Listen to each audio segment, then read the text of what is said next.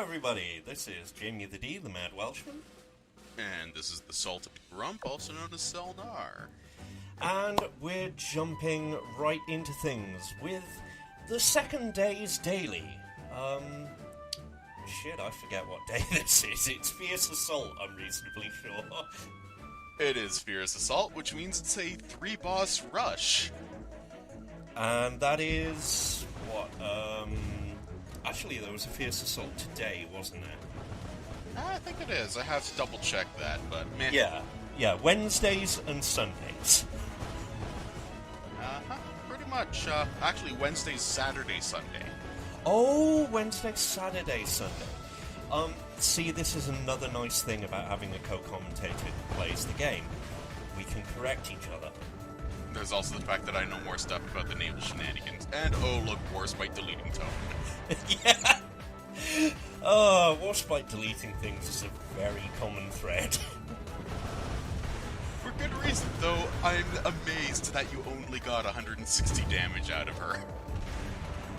To be fair, I'm reasonably sure the equipment I've got on her right now is substandard. I have a battery, she's level 1. Oh god, no. No. We'll see her levels when we hit 2. Or was it... no. 2-2. I mean, honestly, you'll see her levels as soon as this fight's over. Point. Kagi and Kaga. We're going to be seeing a lot of you over the next 2 videos. Fox mines are real, Fox mines hate you. Oh yeah, they do. I'm finally free of them on main after, what, almost a year? Hey, don't worry, then have to start farming 6-4 for motherfucking poi. Yes, that's what I'm currently in the middle of on main. I'm still in the Fox for those mines. For those who did not get the reference, poi is the nickname of the Japanese destroyer Yudachi, which is best known for doing who knows what during the Battle of the Solomons, but everyone's figuring, well, either she kicked absolute amounts of ass, or got shot in the engine and died almost immediately, and nobody is sure what. All we are certain of is that at one point she hoisted a sail and tried to sail out of battle. Yep. So, here we go. It's time for the builds! What did we get? Knowing you, nothing good. Yeah, I mean, this is the early game. We got lots of cubes. We can just throw them out there. Yeah, I mean, you only have 26 cubes, and oh look, there goes 6 of them. Yep. And one of these days, I will teach you about the Finish All button in the upper right corner. Hey, Norfolk, she's good. Yeah, I like Norfolk. I also like Suffolk. Well, yeah, Suffolk's a space case, and unofficially the Chief Guard... Oh, fucking hell! Yeah, Scum Mark II. We'll go into greater detail in one of the supplementals, but basically, Alba is not a good character. And the captain of her original ship was not a good captain. No, it's not even just the captain, it's also the admiral that was in command of the cruiser squadron she was the flagship of. Oh, and then there's the time she ordered one of her other members of the cruiser squadron to go into war crimes. So, now we're in the Coral Sea. I know things are going at a breakneck pace, and they will continue going at a breakneck pace for a while. Most of this breakneck pace is basically, yeah, this is how the game actually feels on, well, speed when you're playing it for the first time. It is very much a game where you just get up, hit the ground running, and go. And then you don't properly slow down until you hit about, well, 5 or 6. I mean, for this LP, I didn't slow down until I hit about, well, 7, but... Yeah, in my case, I could afford to slow down, because when I started playing back in the open beta, when it first released in August of 2018, we only had up to World 7. So you had plenty of time. Yeah, Yep. And of course, Jamie still hasn't installed the actual sound packs for the various characters, so most of this fighting is pretty quiet except for the shooting noises. Yeah, and when I do, prepare for cacophony. It's absolutely hilarious, and one of the many reasons why I told Jamie to stop using Long Island.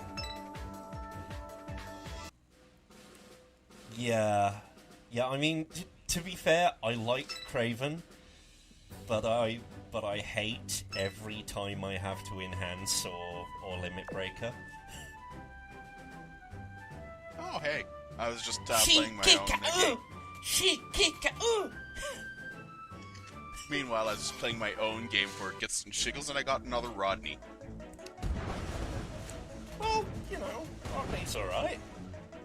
I mean, 380 attack bar at level 100 does not lie.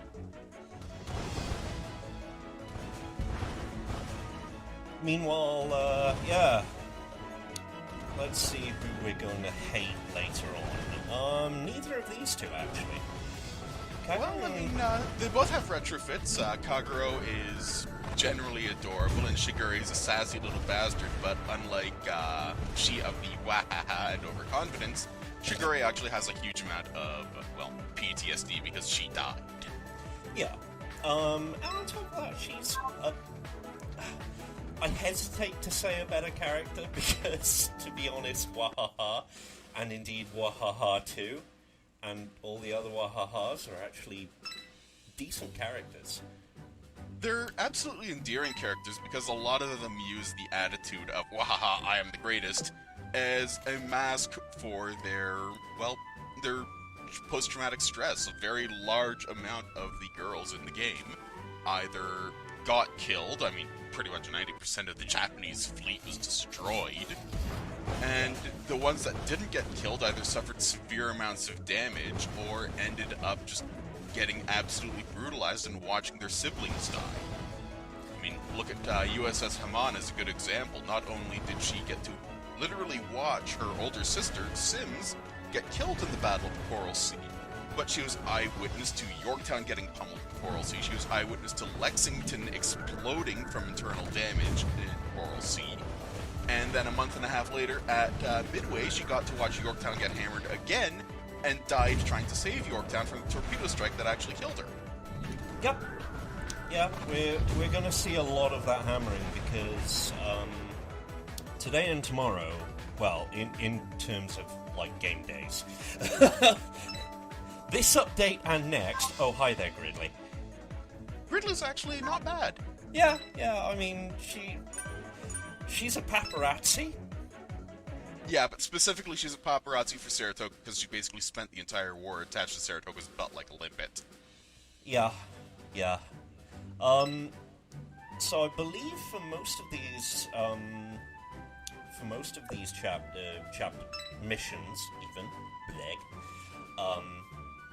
I'm going to be using the full clears. Well, yeah, because, I mean, I can see the blacked out 3 stars, and the bottommost star on that is kill every enemy before you kill the boss. Yeah, exactly. You want to 3-star missions. You have no real reason not to do that, except in event maps. Specifically even in hard event maps? No. Specifically hard event maps, C1 to D2. Yeah, that's fair. Especially if you've already done the baseline map on A1 through B3. Yeah. For those who don't know what we're talking about, don't worry. Next week's update will also have, well, the next update. It's quarantine time. We're not updating consistently. Yeah, there's also the fact that I am playing a really bad game on my own time and suffering through that, much to Jamie's consternation. Like, I'm a game reviewer and I do not understand why you're putting yourself through such masochism. Because I make other people suffer. Okay, that's valid. Yeah, so next update, we'll be dealing with an event. We'll be dealing with the first of 2 events we'll be dealing with. Basically, the Day 3 update will also be dealing with Crimson Echoes, and the Day 4 update will be dealing with its sequel, Visitors Died in Red. Yeah, so the fun thing about the timeline is that Visitors Died in Red came out first because it was one of the earliest events in the game on the Chinese servers in 2017, but Crimson Echoes is, well, very late 2018 release. However, timeline-wise and story-wise, Visitors Died in Red comes after the Echoes. Yeah. Yeah, I believe we'll have less inconsistency there as we go on, but certainly not none. I mean, Temporal Shenanigans is pretty much the name of the game because sirens. Yeah. Yeah, we will also definitely be getting into siren fuckery, because there's a lot of it. Oh, there's an incredible amount of it, and it's not even the vaguely silly siren fuckery of Crosswave. This is stuff that actually legitimately disturbs some people. Yeah, myself included. And indeed, the next update will be seeing hints of that even before we deal with the events. Well, a hint. Yeah, I mean, there's a reason why the first siren you encounter is the Observer.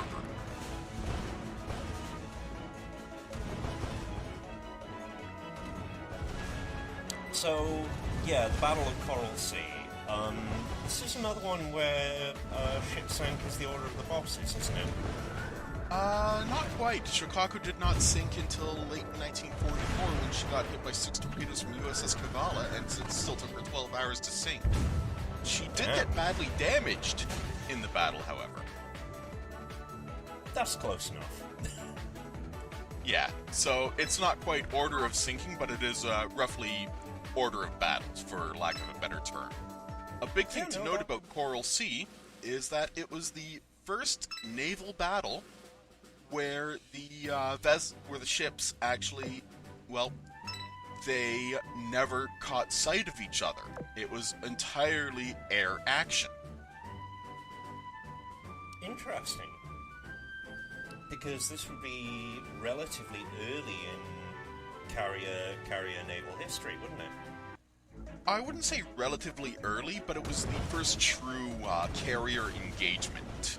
So, I mean, as a good example, Lexington and Saratoga were completed in 1927, and they've been around since, well, as a result, they're 14 years old at the very start of World War II in the U.S. entry of it, which is where the game starts, basically, December 1941. Yeah. And as a result of that, they've basically spent their entire career up until this point essentially training aviation pilots, all that sort of I'm sorry, I'm stumbling over my words. Naval aviation piloting techniques. Yeah. And in general, being the, quote, mothers of American aviation.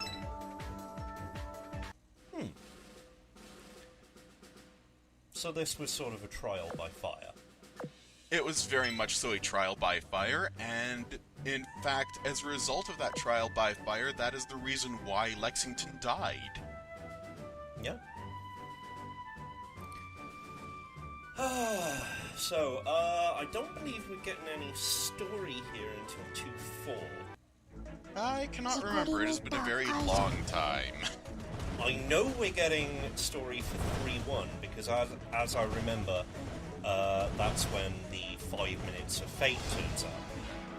Yes, I do have a bone to pick with it being called 5 minutes of fate, because while the attack that crippled or destroyed the 3 of the 4 Japanese carriers of the Kido Butai happened in 5 minutes, they had been constantly harassed and forced to constantly rotate away from preparing for bombing raids on Midway Island itself to their own CAP, close air patrols, all that sort of stuff. Yeah. The constant rotations had kept them exhausted and unable to properly, oh look! Commentary from the game. Yeah.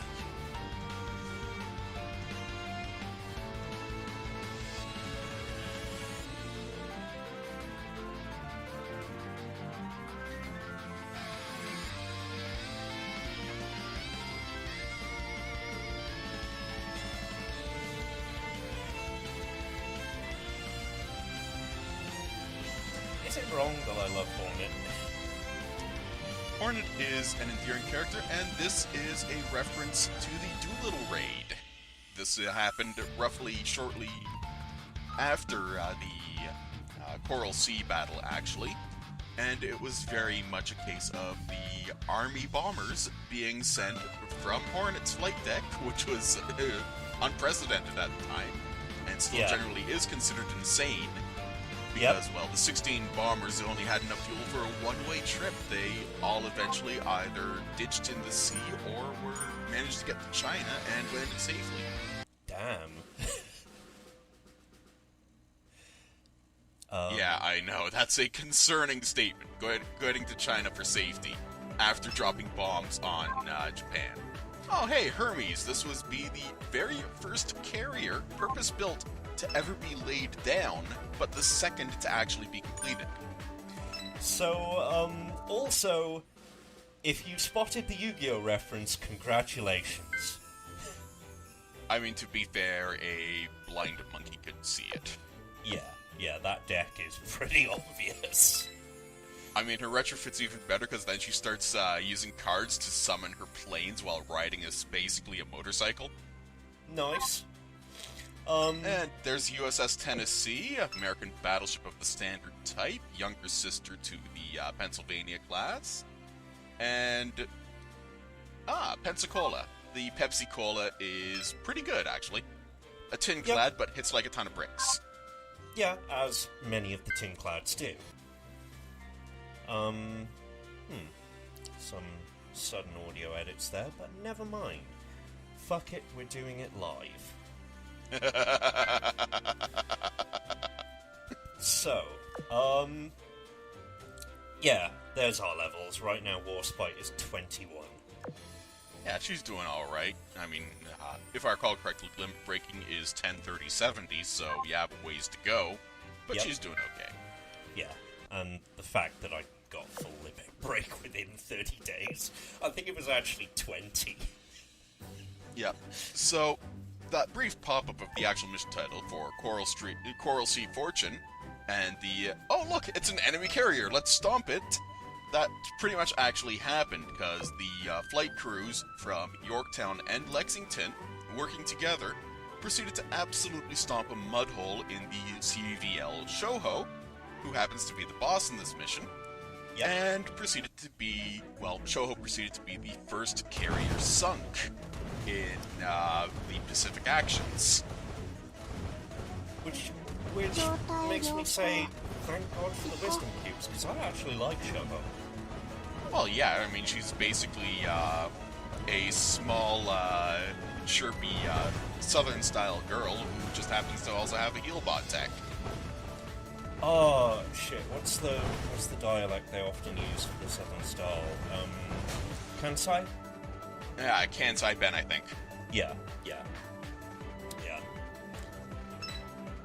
But yeah, it's very much a case of she's bright, she's cheerful, she doesn't mind the fact that she got ganked because, well, hey, she's alive anyway, she's sitting at your base, and she's generally being helpful, so no complaints. Yeah.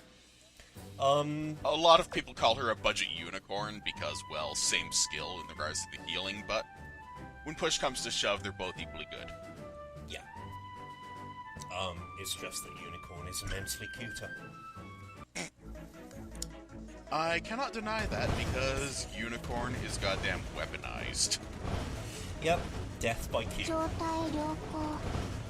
I will, however, point out the absolute hilarity of the fact that, and I mentioned this in her historical mini-sheet, is that Unicorn is the only carrier in the world to open fire upon a land-based emplacement and destroy it while in the service of duties.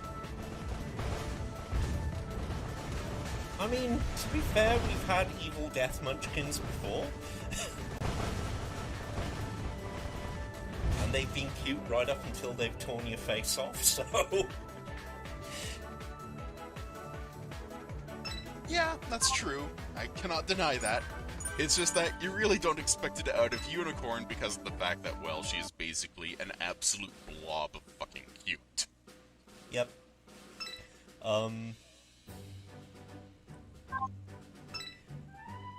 Long Island, meanwhile... Oh, right. Oh, sorry, yeah.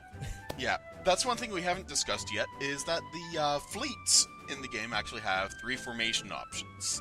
These formations actually give you buffs and slight debuffs depending on what you use. So, first one, which is shown by the icon of a row of dots in a straight line, is obviously line ahead formation, and it gives you a buff to your attack power, your firepower, your torpedoes, all that sort of stuff, at a cost of evasion, so you take more hits. It's very much a case of, I'm going to damage race you. Yep. Double line, meanwhile, is an increase to evasion at cost of firepower. Yep, it's a 15% buff to evasion, which is pretty sizable, regardless of what class of ship you're using. And it's a 5% malice to overall firepower. So, again, it's very much a matter of, well, picking and choosing what one you'd like.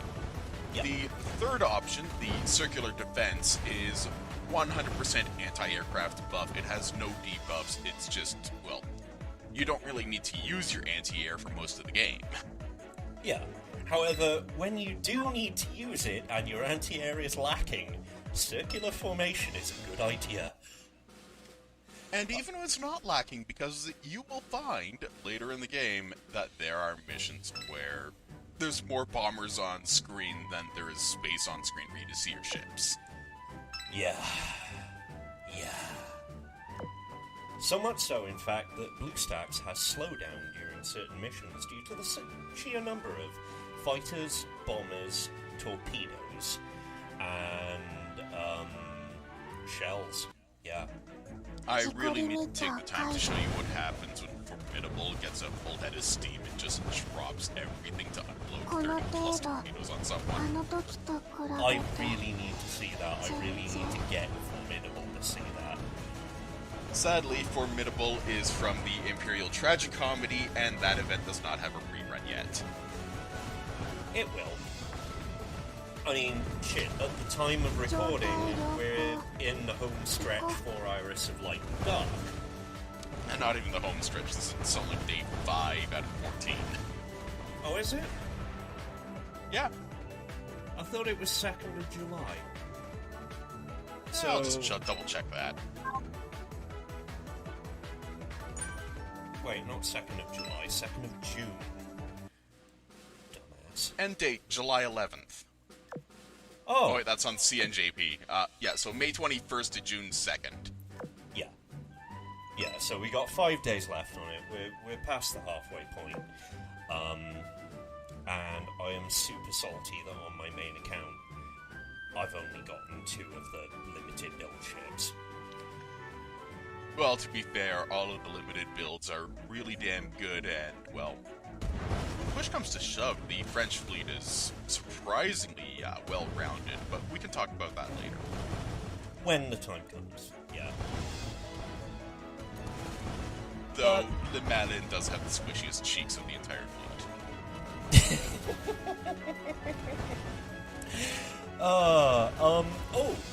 Wait, was that Abacama? I think it was. You will learn to hate Abacama players. And here's that bug again. Oh, really? Yeah, there's a very interesting control bug where sometimes when you hold artillery, you just move forward, and the only fix seems to either be fuck it, let it go, or pause the game and then continue in BlueStacks. I don't know why it happens. It's entirely a BlueStacks thing. I blame the fact that your computer is an ancient potato. Oh, I've only got 2 less cores than you. I mean, let's be fair, I play the game on my actual phone, so it's all thumb controls if I choose to actually be invested enough to utilize the controls instead of just sitting in auto battle and letting the game get stomped. Yeah. But yeah, you will definitely learn to hate Abacama in mid to late game. And Nachi, I believe. Both of whom start off as commons. Yeah. And yet, in the mid to late game, they are waves of torpedoes and really irritating shields. Although, to be fair, nearly everyone is irritating shields from about Will 4. Well, Abakuma is one of the 6 Nagara-class light cruisers that got refit into a torpedo cruiser. She had 7 of her 8 guns stripped out and replaced with torpedo tubes. Which is why you will learn to hate her.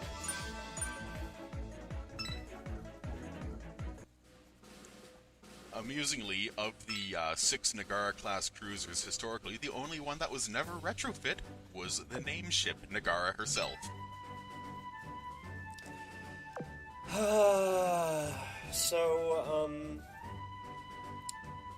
Yeah, honestly, this is a good time to talk about one thing that has somewhat irritated me about the wiki. The most recent event entry has helped with it somewhat. But your main way of working out whether you can clear, how you can clear a level, is essentially you have to full clear first, look at the number, and then go, if I,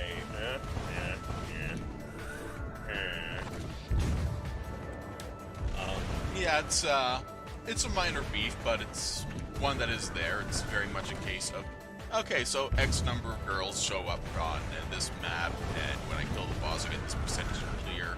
How many times do I have to deal with this mess? Yeah. A good example from the recent event was one of the maps. It's a 35 clear with 10 So it's ships. one of the later maps. Yeah. It's 35 clear with one of the with a full clear being 10, but it's only got 5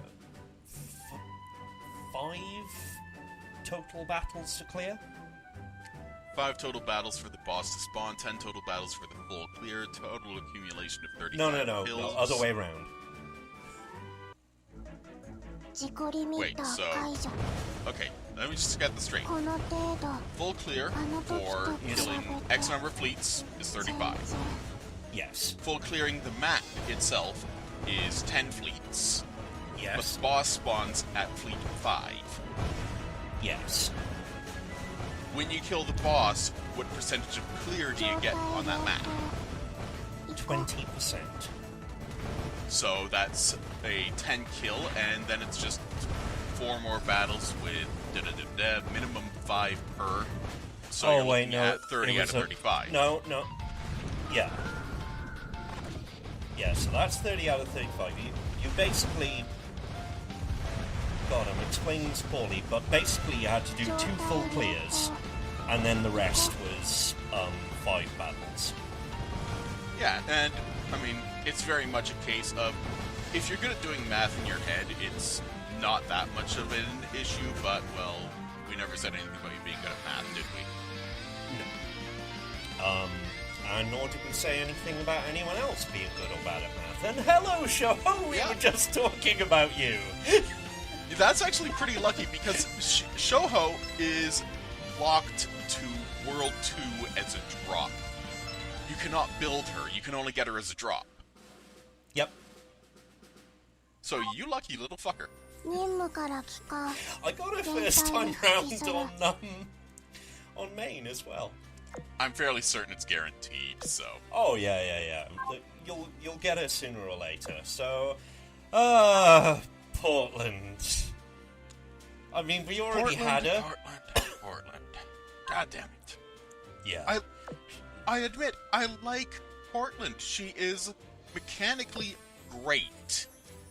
The problem is that the characterization is an absolute disservice and an insult to the heavy cruiser that earned 16 battle stars. That's 16 major combat engagements. And survived the war, you know? She is not small potatoes by any stretch of the imagination. So having her be a blatant syscon is just goddamn it game. Yeah. And we've got to stick with her till level 100. Yeah, Yeah, well, on the bright side, you can always tell her to shut up like her sister does when they're in the same fleet. Yeah.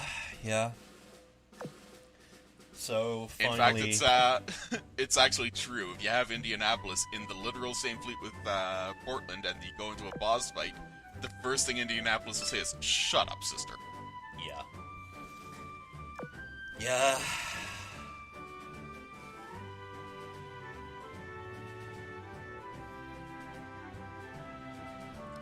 Oh, and there's Yukikaze. Yes. Again, she is entitled to her claims of being the luckiest ship in Japan because she was one of the survivors of World War II. But there's a reason why everyone who has known her from her original iteration in Kantai Collection, her current iteration in Azur, and even her secondary iteration in the competition in China called Warship Girls R, which is about as close a clone as you can get to Kantai Collection without being called out for copyright infringement, all describe her as a luck vampire. Yep. So... yeah, her luck extended only to herself. Everyone else got fucked. Yeah.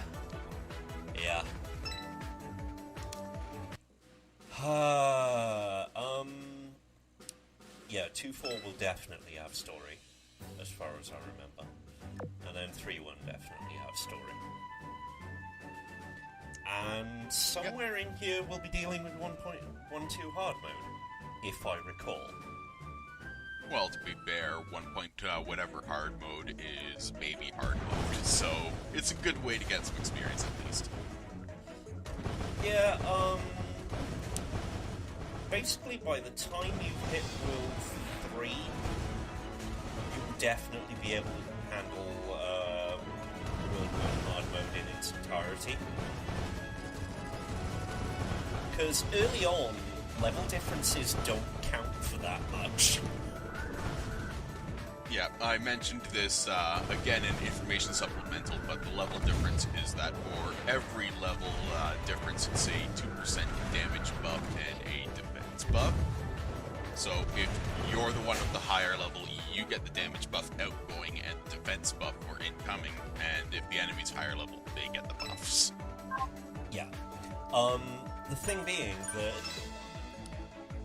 this early in the game, you can be like 8 levels below and you can still do it because the damage is still pretty low. Yeah, which is actually kind of nice. One of the things I did when I was farming experience points for the research function, which we will discuss later, is that I basically plunked a fleet of 3 level 20 German cruisers on top of 3/4 and just let them farm up until they were about level 35. Yeah, that's a strategy that not only works, it's a pretty common strategy precisely because it works, it's relatively low on fuel, and you're also playing in the Fox mines. Oh, and by the way, I got 2 cogs and a coggy doing that. Nice.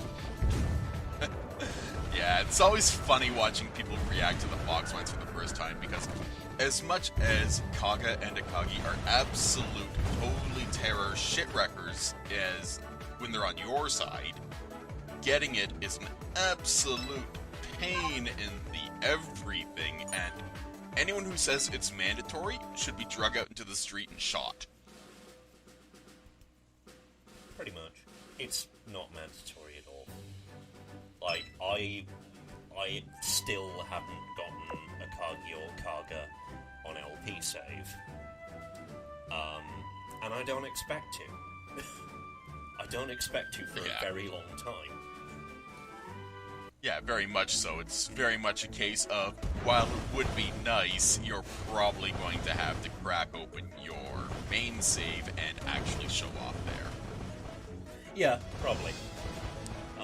I mean, there's still plenty of time before we even think about running out of ships to talk about. Yeah, I mean, as If I recall correctly, it's somewhere in the ballpark of 440 if you include all the retrofits, and, well, the retrofits thankfully do not take up their own separate slots. Yeah, they really don't. Suffice to say, most of the retrofits are nice. There's only 2 retrofits that are considered a downgrade, and that's because of the fact that historically, well, the 2 incredibly unlucky ones that were slated for that retrofit got sunk beforehand. Yeah, what was it? Yamashiro is a Yeah, bad Fuso and retrofit. Yamashiro, the first domestically built dreadnought-type battleships made in Japan. I'm just kind of debating with myself right now. Can I get in that one? I mean, the repair warning pops up at about 25% remaining health, so usually you have enough unless you do something real stupid. Yeah. Yeah, and going for a small fleet, not really the definition of stupid. Yeah, I mean, worst case scenario, London there might end up at about 10% health if you suck. Well, we'll see what happens, because I haven't watched this in a while. Yeah, that's okay. Everyone knows you suck anyway.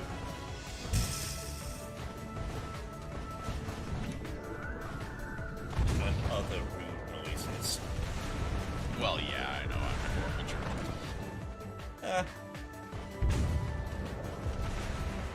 And that's what happens when you upgrade Warspite's guns. She goes from 120 damage to 500 damage per shell. And I believe I'd also started leveling her special ability. Oh, wait, no. Academy's not here yet. Right. In this case, it's just very much a case of there's a reason why we say she can sledgehammer her way through any opposition without real difficulty. Yeah. And I believe I said in the last episode, she gets MVP a lot. For good reason. Yeah, she's about a minimum of 20 levels over anyone except Laffy and Hood.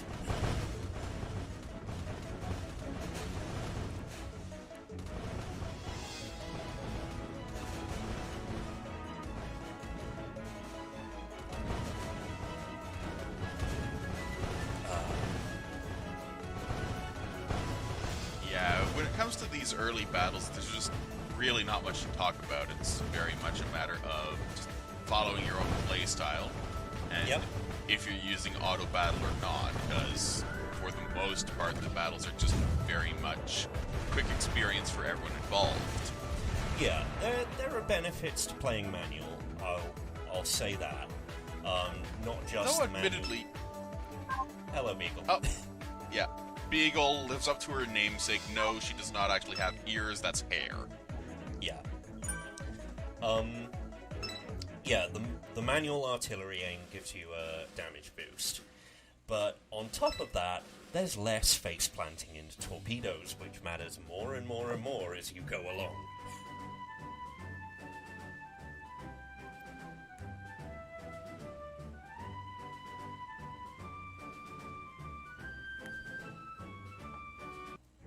Oh, by the way, I just checked my personal fleet capacity. Yep. If you include the 15 Bullens that I have, both purple tier and gold tier, I have 394 unique ships. Well, if you include the 15 clones. Yeah. Yeah, I mean, at the current state of the LP, it's something like 250 uniques. No, wait, no, it can't be 250 because there's a medal there. Meanwhile, with the Archives tab, which you should probably show off as a supplemental video, because it shows off not only each girl that you can get, but also where you can get them from. There's, in my personal case, 436 out of 447. He's been playing a while. Yes, I know, I am an ancient fart. No, just means you're also skilled at the game from long experience. Yeah, most of my skill is, fuck it, auto battle. You are a hoary admiral. And yet I have so many girls that absolutely love me, like the fact that I have the second of the 2 Iron Blood trophies for getting girls to level 120. Yeah. For reference, that takes 24 out of in the Iron Blood case, 24 out of 32. Yeah, most of which you can only get in events, as I discovered to my horror earlier today. Well, don't worry, I mean, what's it called? It'll happen. Winter's Crown. Winter's Crown is one of those events, and Divergent Chessboard is the other. Yeah, Divergent Chessboard is probably soon, considering. Yes, it's on the to-do list for archiving. It's one of the early events. It did not age well. Nor, to be fair, did some of the boss fights in Vistas Dyed in Red. Fuck you, Issei and Hyuga. We'll have words about you when the time comes. I mean, I like them personality-wise. It's just that after I got them regimented up to level 100, I basically forgot about them. I'm mostly talking about that boss fight.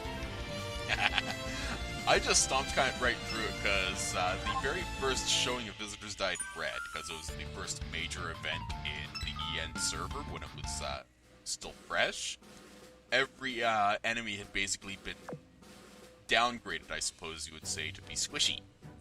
Level 30 instead of level 60, that sort of thing. Yeah. Because at the time, the players were level 30 instead of level 60. It's got a similar downgrade right now, but it doesn't feel like it.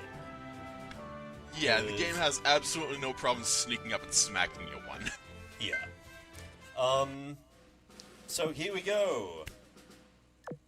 Yeah. I see you accidentally bypassed the cutscene at the end of 2-4. Shit, did I? Yeah, it's the one with Lexington and Yorktown standing their ground against a wave attack. I'll double check that. And You should. if it happens, I will put it in. I will have put it in after you... After editing is done. Yeah, and people will then go, wait, why are you talking about this? Oh, please, I trust your editing to actually be decent-ish, mostly. Ish. I'm still getting back into the stride of things. Oh yeah, that's alright. It's worth a good hearty chuckle to gently tease you. Yeah, I don't mind it. Just seeing Long Island's speech bubble is reminding me of her skill line and the fact that I have voice turned on now and I'm shuddering. Sucker. Hey, I blame you. I directly blame you. I have an unlisted video which has the description of I blame you for this. Good.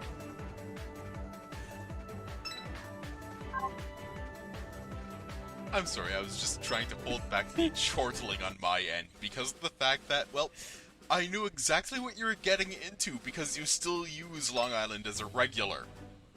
Yes, I do. I have to until she's level 100.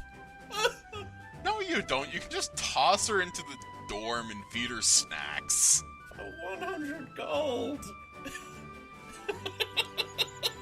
Dorm, snacks, forget about her. Problem solved.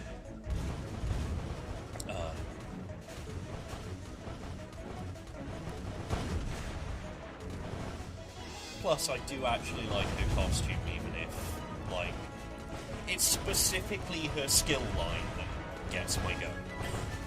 The thing about Long Island is that her outfit is actually a reference to the fact that she was built as a merchant ship and essentially plated over to act as the very first escort carrier made by the US military.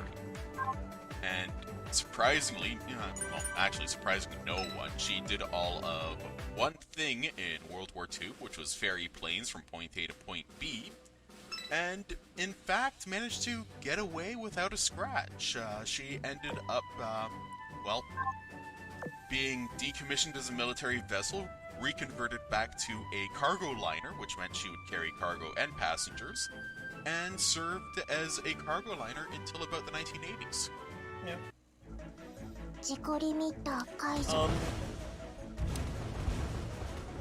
Yeah. I'm just gonna get this out of the way now, rather than discussing it when her voice line comes up. Long in the future. Oh no! I almost flashed everyone! Yeah, that's just... Yeah. I mean, the whole ghost thing, okay, I can deal with that.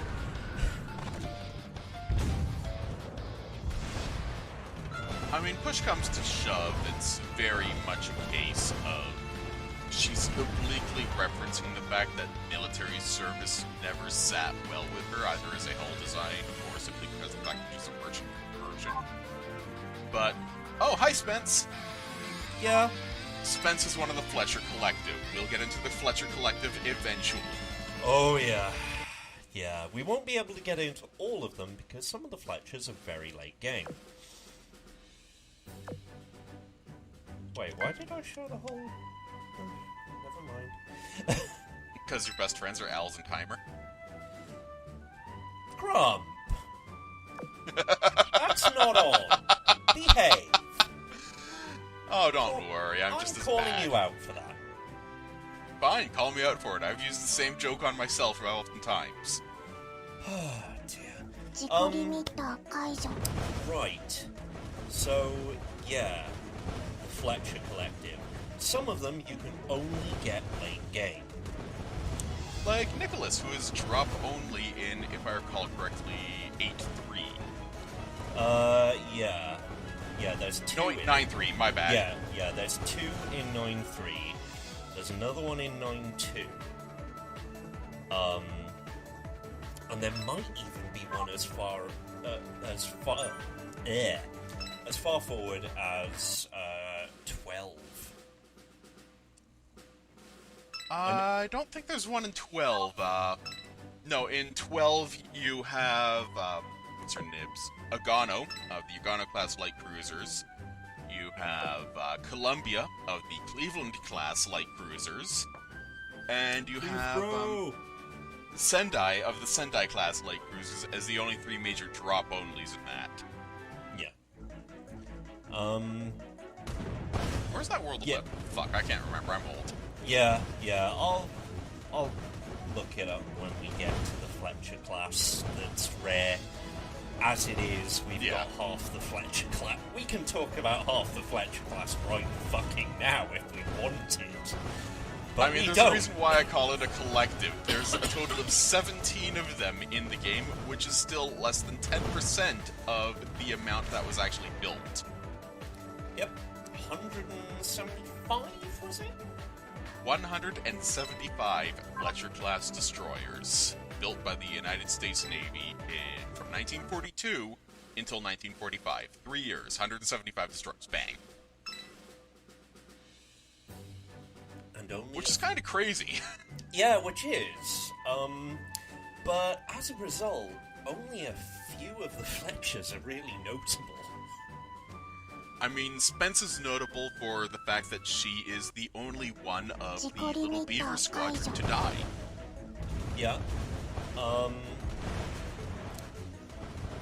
And then, of course, there's another member of the Wahaha Brigade in the Fletcher class, if I recall correctly. That would probably be Charles Osborne, who is all about justice! She's like a shonen protagonist, only small. Oh no, I actually like Charles Osborne. Is Bash part of it? Bash is not. Bash is a later creation, and honestly, the only thing she did in World War II and post-war is run aground and, well, be scrapped on site next to the remains of the Colossus of Rhodes. Yeah. She does not like high winds because that's what killed her. Oh, she gets very angry about high winds.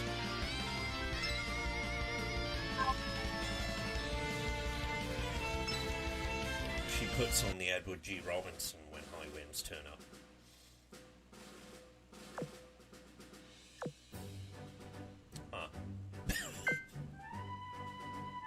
I have not heard that Thank you. before, so let's just leave it at that.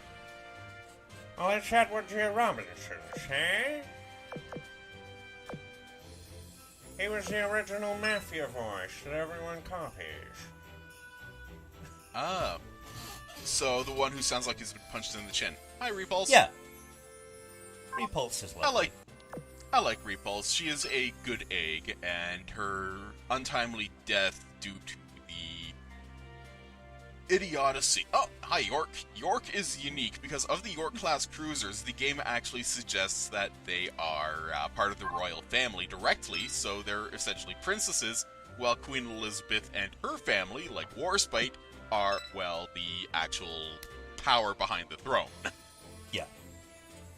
And York is, of course, a Force user. We've talked about Kinagasa before. Yeah, Kinagasa is good, her older sister is shit. Yeah. So this is a brief look at Quick Retire, which is a relatively new feature. I have not used it, I refuse to use it. It's okay. It doesn't do anything with, super rares, which, okay, that's cool.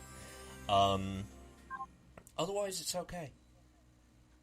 And I know, I'm just being a pedantic old fart, because I am. So, there we go.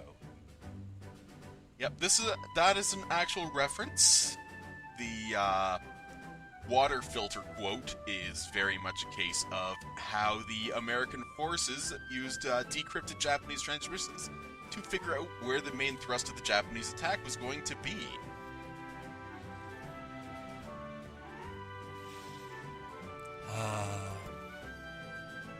Oh, Yorktown. Yeah, many fans of the Fate series, such as through the game Grand Order, looked at Yorktown and said, "Oh look, she's eerie." Yeah, I can see that. Mind, they also claim that Juno is another transplantee from the Fate series, so grain of salt and all that. Yeah. What was I... Oh, I was checking my levels, wasn't I? I was checking to see if I could handle this. And then I saw Warspite and I went, well, duh. Yeah. Basically, a good front line will protect your back line. This is true. But you can have a dodgy as fuck front line, as in highly evasive, and then a back line like this can beat the shit out of everything. Again, Warspite with her stupidly high firepower stat is very much going to sledgehammer everything for you. And it's amazing at times. Oh yeah. Admittedly, she doesn't do what Hood does, which is blanket the entire lane and a little bit of the others, with just barrage everywhere.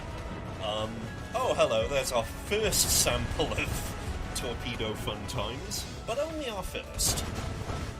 Yeah, it's not yet that bad. No, it's an easy to dodge pattern at the very least. Yep. So, yes, Isuzu. Isuzu is yet another Nagara-class light cruiser, and, well, she's also very much a crybaby. But she got retrofit into an AA light cruiser. Oops. Yeah, bomb ships. But it's okay, because it's a battleship backline. Yeah, well, 2 battleships and 1 battlecruiser. Yeah, which still means, oh hi there, bomb ship. would you like to meet our auxiliary guns? Yeah, even if you... One thing that I like about this game is that you do not actually have to equip any weapons on a character to make the combat viable.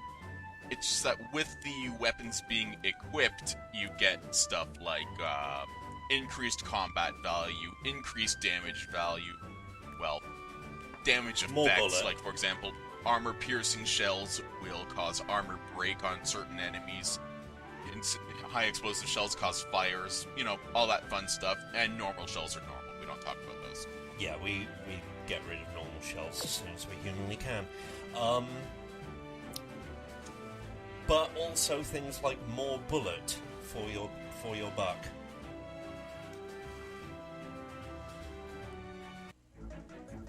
I believe even in the early game, I've got the auxiliary guns firing 3 or 4 shots at a time each.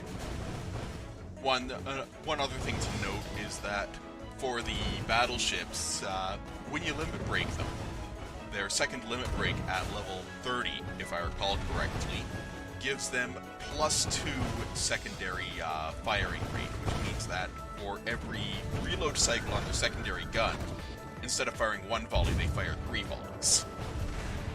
Yep. Which, frankly, is rude as hell, but also impressive as hell because it does stupid amounts of damage to anything that sneaks past your front line. Meanwhile, most of the destroyers will preload torpedoes, among other things, which is very useful. You will miss that when you're leveling up like low level ships. I mean, as I mentioned in the text commentary, one of the fastest ways to deal with the mini event that gets you data shards and such on the dailies is to just grab yourself a retrofit Ayanami, slap a pair of Type 93 oxygen torpedo auxiliaries on her, have her snuggle up to the Yabari you're supposed to kill, and hit the torpedo button until your thumb cramps. Yeah. Maybe it's rude as hell, and it's absolutely hilarious watching 50 health bars evaporate in about 2 seconds. However, if you want to add insult to injury, you can have a Warspite in the back row, you can have a Hood in the back row, or you could have an Erebus and Terror in the back row. You could have a Ranger in the middle of the back row. Our Engineer lives up to her nickname for a reason in this game, but she is actually interesting due to her history. She is actually the unit that scored the kill on Jean Bart, of whom Jamie might know and is eternally frustrated of because that French battleship refuses to come to him. No. On LP save, I've got her. On main, I'm not certain. I'd have to double check. I don't have the majority of the ships on main. Well, that Surcouf exists, and that's always a problem. Yeah, I still haven't got Surcouf. I kind of feel bad for Surcouf, because historically what happened to her is that she disappeared in the Caribbean on the way to being redeployed by the United States after French fell in 1940.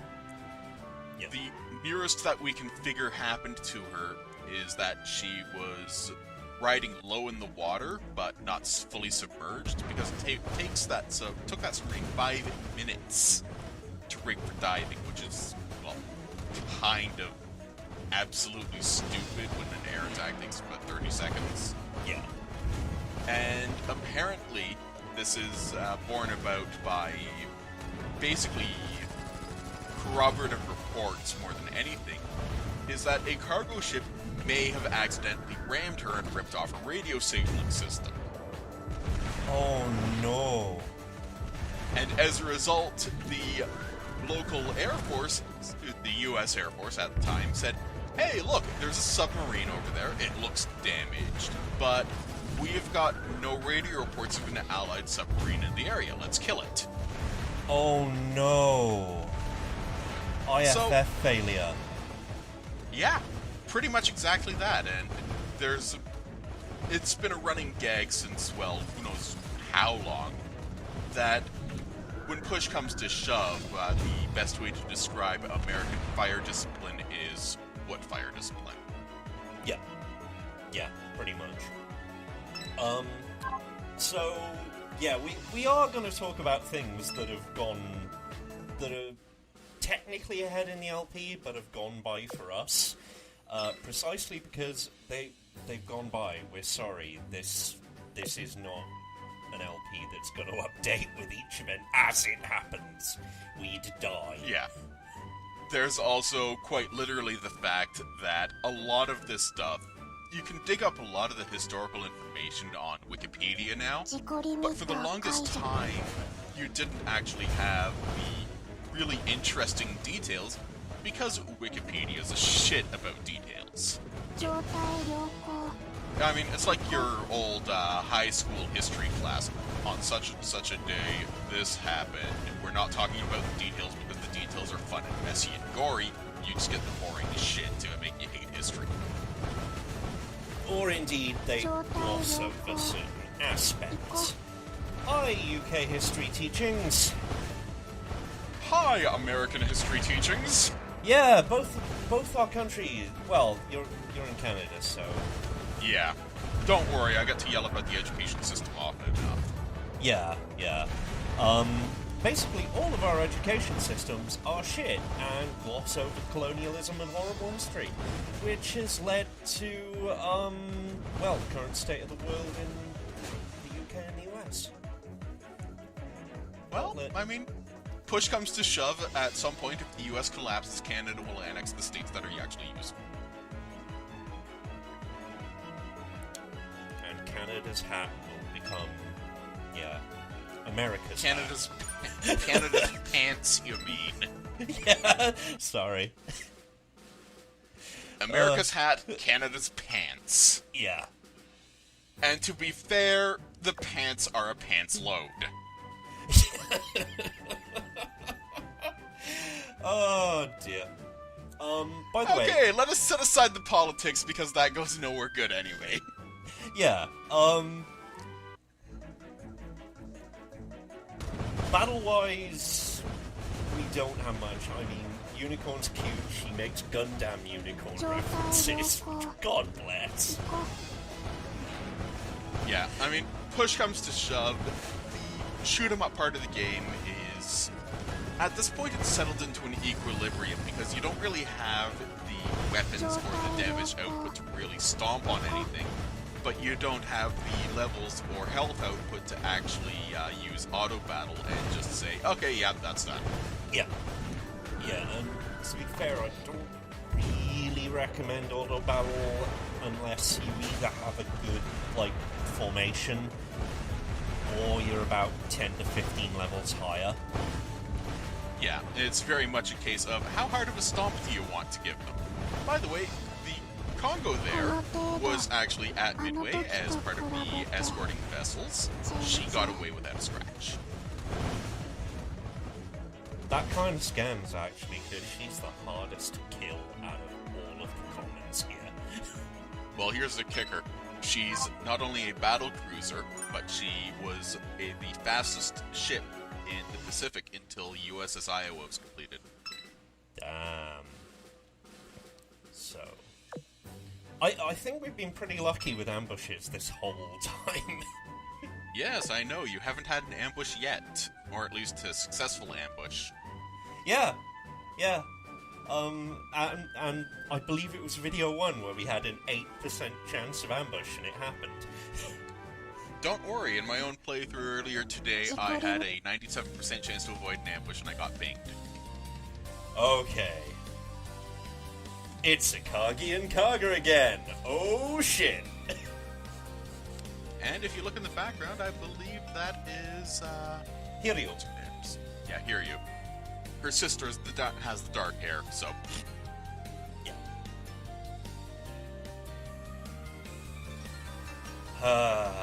So Akagi and Kaga, you will learn to hate them. For many reasons, not just the Fox Mines. I mean, specifically, here's the kicker.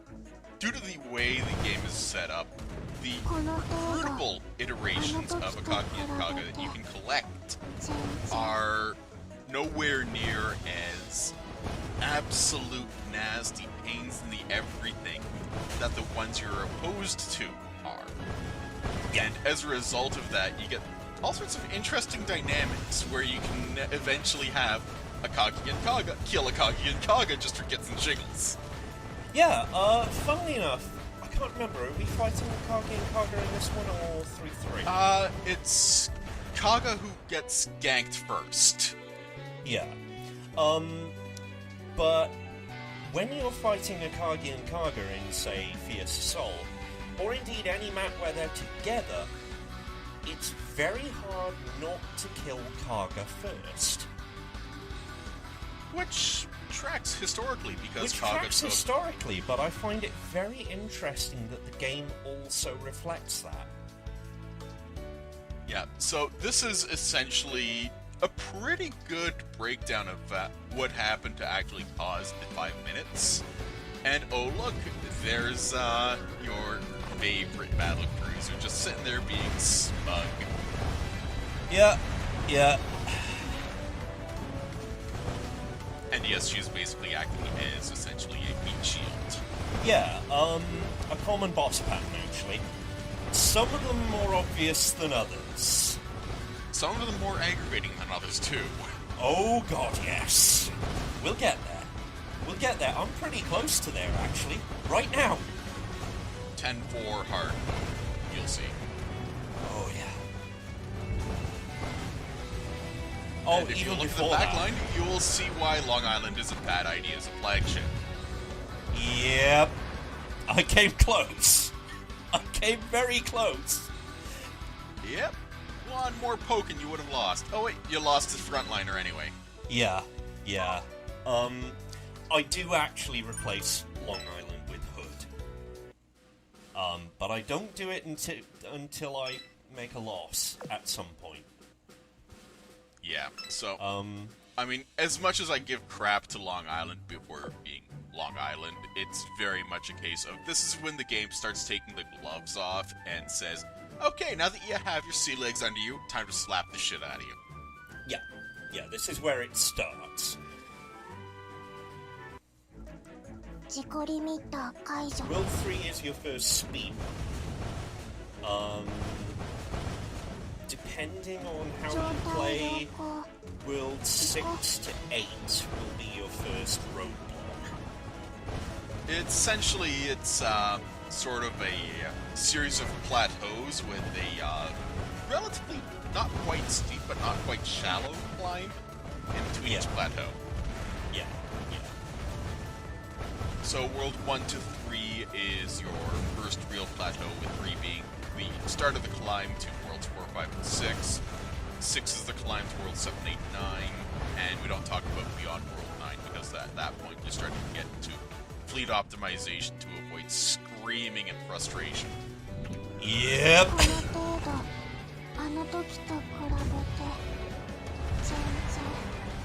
So, there's another way that sub-enemies can be meat shields. They have shields. Yeah. Now, shields specifically only deal with essentially your regular attacks, none of the special attacks in the bottom right corner, like barrages, torpedoes, airstrikes, whatever. And shields themselves, they only last for a few hits. But it's still bloody annoying because you have to punch through the shield to actually cause damage. So, And you'll see a lot right. of them. So, this... Yeah. Oh, I remember why. It's for the cutscene. Yep, and that's Kaga taking 5 2,000-pound bombs in a row, including one to the bridge, which basically decapitated her. So, yeah, the 5 minutes of fate. This is almost the end of the video, so this is Jamie the D. This is the Salt Grump. And we'll see you next time for the Death of Yorktown. Bum, bum, bum. Take care of yourselves, and feel free to ask us questions about the history. Definitely.